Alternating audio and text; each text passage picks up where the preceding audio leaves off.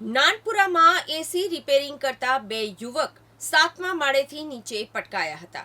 એક યુવકનું ઘટના સ્થળે જ મોત નીપજ્યું તથા અન્ય ઈજાગ્રસ્ત યુવકને હોસ્પિટલ ખસેડવામાં આવ્યો છે.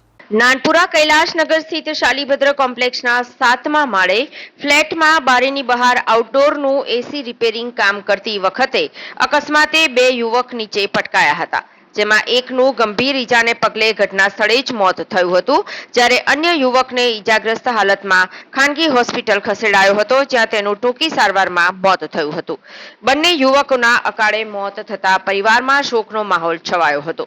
પોલીસ તેમજ હોસ્પિટલ સૂત્રો દ્વારા મળતી માહિતી અનુસાર રાંદેર પાલિયા સ્ટ્રીટમાં રહેતા 42 વર્ષીય હસન નિઝામુદ્દીન સૈયદ એસી રિપેરિંગનું કામ કરી પત્ની તેમજ બે પુત્ર સહિતના પરિવારનું ગુજરાન ચલાવતા હતા. શુક્રવારે સવારે હસન સાથી કામદાર જાકીર હુસેન ગુલામ નબી શેખ સાથે નાનપુરા કૈલાશનગર શાલીભદ્ર કોમ્પ્લેક્સના 7મા માળે એસી રિપેરિંગ કરવા માટે ગયા હતા. આ દરમિયાન 7મા માળે ફ્લેટમાં બારીની બહાર આઉટડોરનું એસી રિપેરિંગ કામ કરતા હતા. તે સમયે અકસ્માતે હસન અને જાકીર નીચે પટકાયા હતા.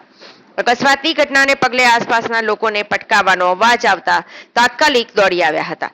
ઘટનામાં હસનને માથા સહિત શરીરના વિવિધ ભાગે ગંભીર ઈજાઓ પહોંચી હતી, જેથી હસનનું ઘટના સ્થળે જ કરુણ મોત નીપજ્યું હતું, જ્યારે જાકીરને ગંભીર ઈજાગ્રસ્ત હાલતમાં સારવાર માટે તાત્કાલિક ખાનગી હોસ્પિટલ ખસેડવામાં આવ્યો હતો, જ્યાં ટૂંકી સારવારમાં જાકીરનું પણ મોત નીપજ્યું હતું. ઘટનાને પગલે હાલ અઠવા પોલીસે અકસ્માત મોતની નોંધ લઈ કાયદેસરની કાર્યવાહી હાથ ધરી છે.